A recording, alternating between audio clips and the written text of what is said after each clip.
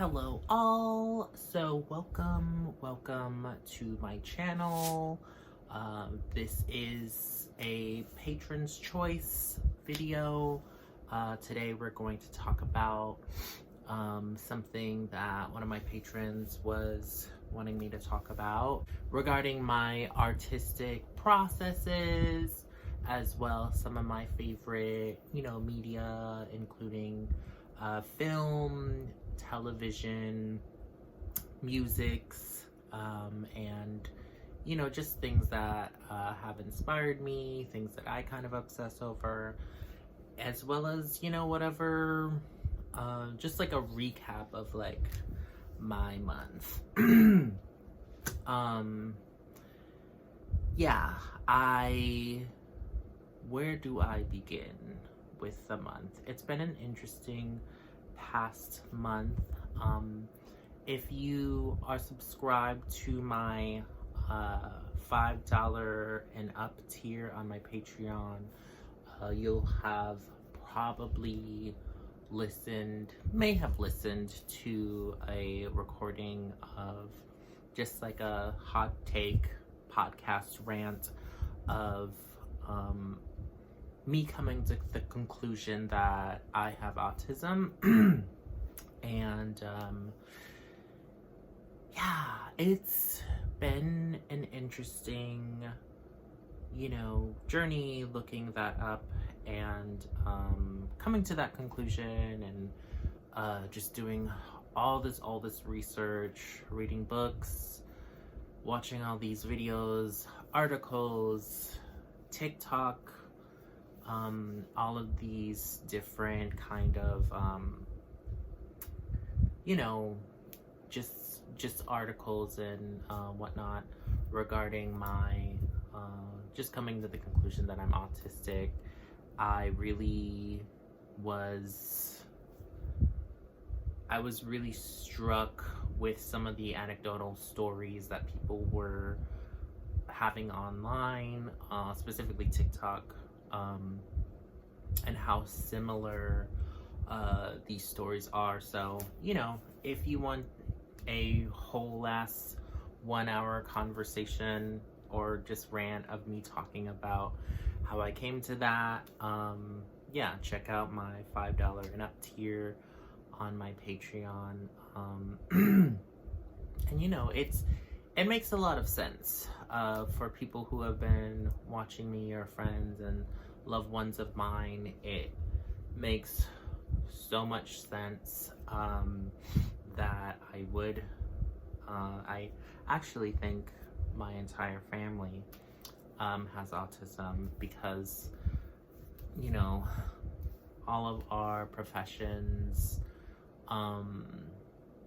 whether they be artistic or even on the more like computer science side of things, choosing professions where we can be as strange as we want to be, and yeah, I don't want to talk too much about that. I mean, maybe, because I was going to talk a little bit about my I get autistic and artistic words a little mixed up, but I wanted to talk about my some of my artistic endeavors. The reason why I think that myself and my entire family is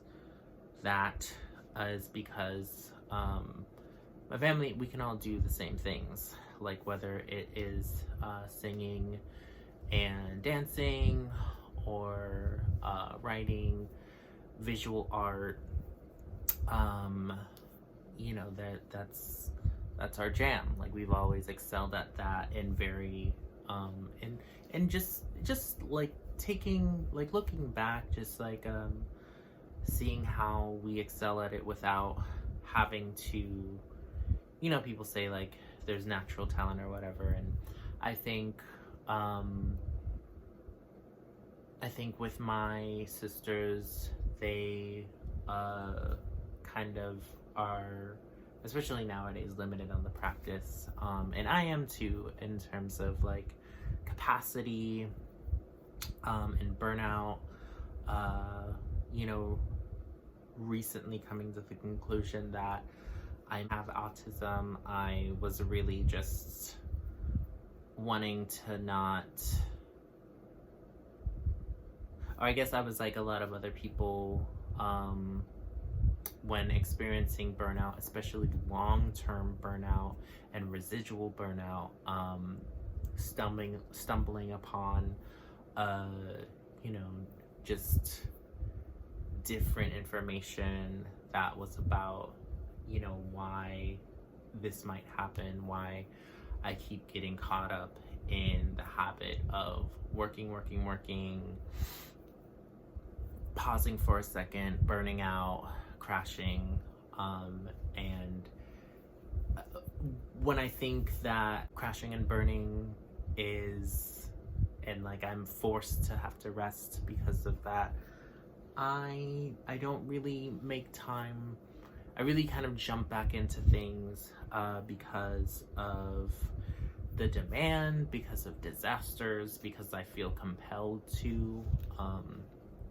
And this year has been the first year in the last 10 where I promised myself that I wouldn't go hard into organizing to heal. And what I've come across in my readings and research on autism is that I am somebody who has a lot of high fawning trauma responses, and that I, in my fawning, I'm a people pleaser, and that has led me to put all of my interests, all of my hobbies, all of my likes, like everything at the back burner for everyone else, for, you know, so-called revolution, for liberatory practices and projects. And I'm really trying to refine and rejuvenate those kinds of parts of me where I don't like put myself to the side for other people. I think it's really important that, you know, we still do what we can to support each other collectively and everything, but I need the time. I need the time off. And once again, I'm so grateful to my patrons for really allowing me to take this break away from working so much. And you know, it's just, I think when it comes to the activisty side of the autistic experience, it's really, really important. There's a lot of connections that fellow autistic people might have with just a social kind of stigmatization and social prejudices. Historically, you know, even though people still might identify as Aspies or having Asperger's, historically, Hans Asperger was, you know, he was a doctor, physician that was part of, you know, the Nazi regime, and a lot of his research was done, you know, through that kind of like anthropological lens, and a lot of the research led to a lot of people being murdered and genocided on the basis that they could not conform and fit into neurotypical society. And how, you know, some of the people who could mask as normal, mask as neurotypical, and pass as like a neurotypical regular person, those people were the ones who were designated as people with Asperger syndrome. And it's really messed up.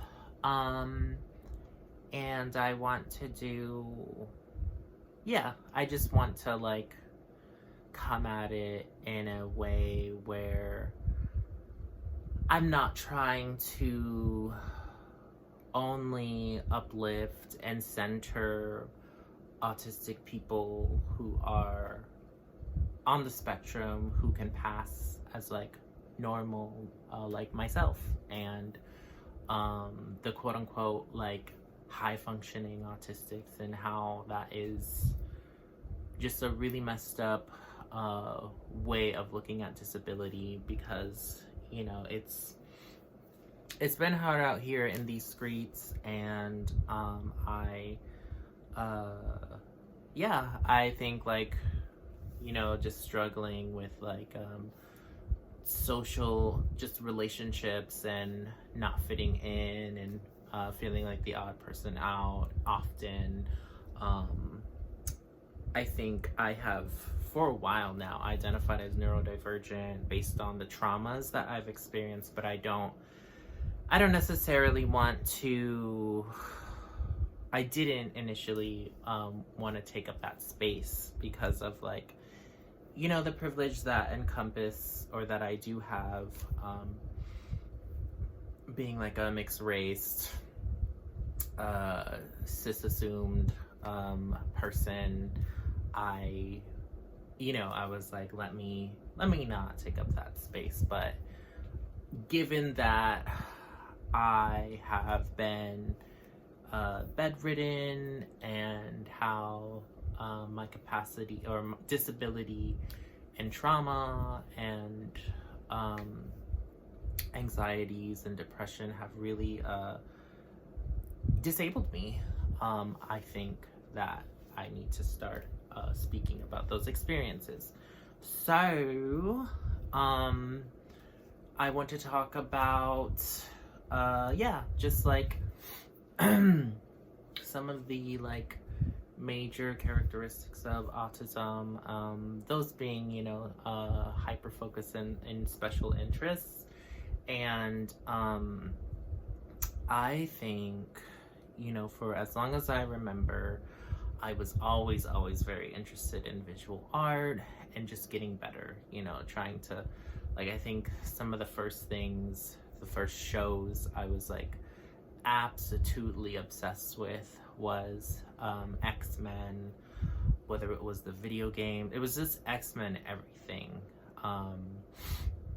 X-Men was like such a huge part of like, you know, it's like, and it's so important also to the queer, trans, black, autistic community in you know, looking at it from like a political standpoint of people being born and having certain traits that made them different, and that was it. It's just like so simple, but being born with abilities that are seen as weird and strange and odd. And I think like who within society who has been othered can't relate to that kind of narrative, and it was really profoundly just political at the time it was coming out, from like it having these really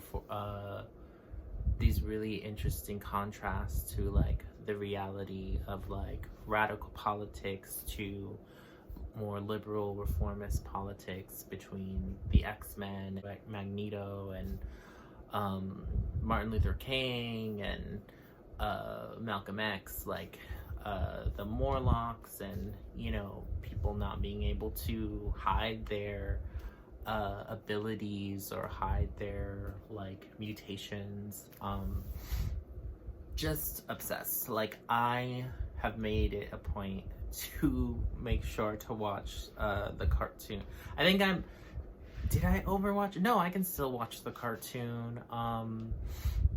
There are years where I scale back, but I generally watch the cartoon often.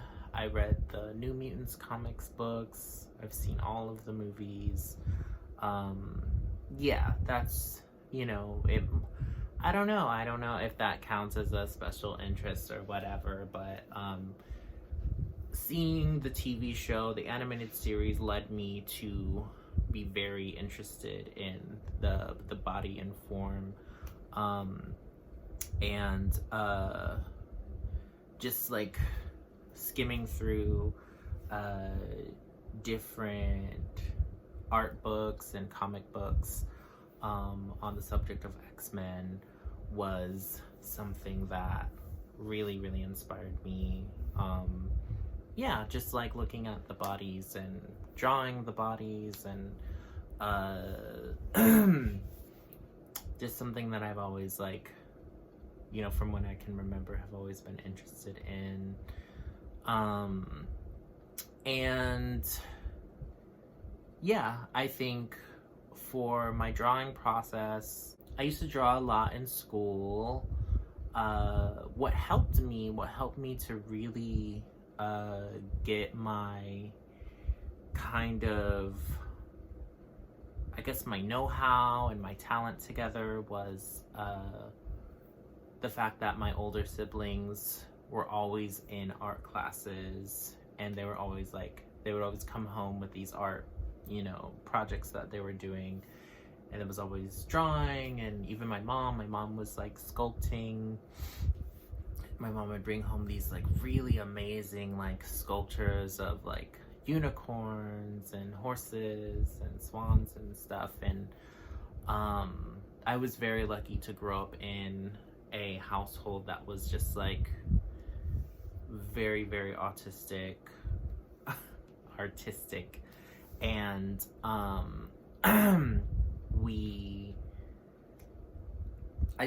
just feeding off of that. I think it's really important to just feed off those kinds of inspirations. And all of my best friends are always have been artists, and, or maybe not my best, but like favorite people that I regularly want to see and hang out with, and like got each other's, like, you know, languages and humor. Those were the people that I really stuck to and still have relations with to this day. So yeah, like, I think art was also a kind of way to be soft. Like, it was, if I felt like it was okay to be like soft and like feminine through my art, you know, like I could draw like very beautiful women and very like androgynous kind of like men or what have you, by way of through my art. And like people were like, oh wow, that's like is that a girl? Or like I would be drawing and they'd be like, oh, like guys in my school would be like, is this a girl or a guy? And I'd be like, I don't know, I don't really know what it is. And you know, it was kind of like the road also towards like gender nonconformity and transness as well. So yeah, it just all kind of comes full circle, like being interested in X-Men and, you know, being this like weird, you know, kid, always being seen as strange and weird, and then having an interest in drawing, and then drawing like androgynous people, and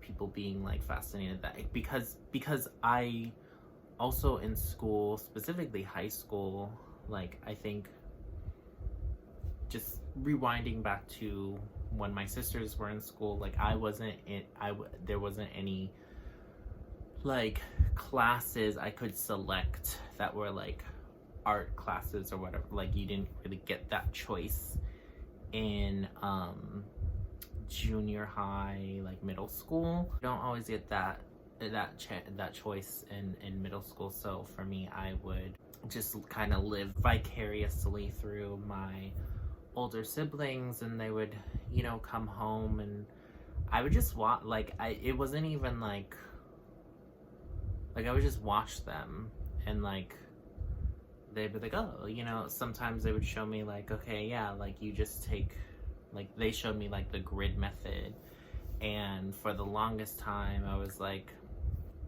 drawing like celebrity, like TLC and different other art pieces, and but mainly people, where I would use the grid method and, you know, would just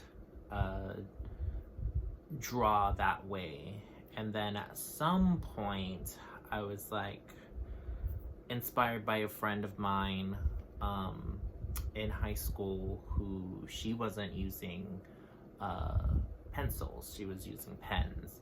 And I was like, maybe I can do that. And, you know, I just started drawing, you know, with pens, and just like, as other art teachers have pointed out, just trying to work with my mistakes, and whatever mistakes I would have in pen, I would just like work with that. And yeah, it's a really great method to like learn how to improvise or work with what you got and just be creative. And so I'm really appreciative of that. And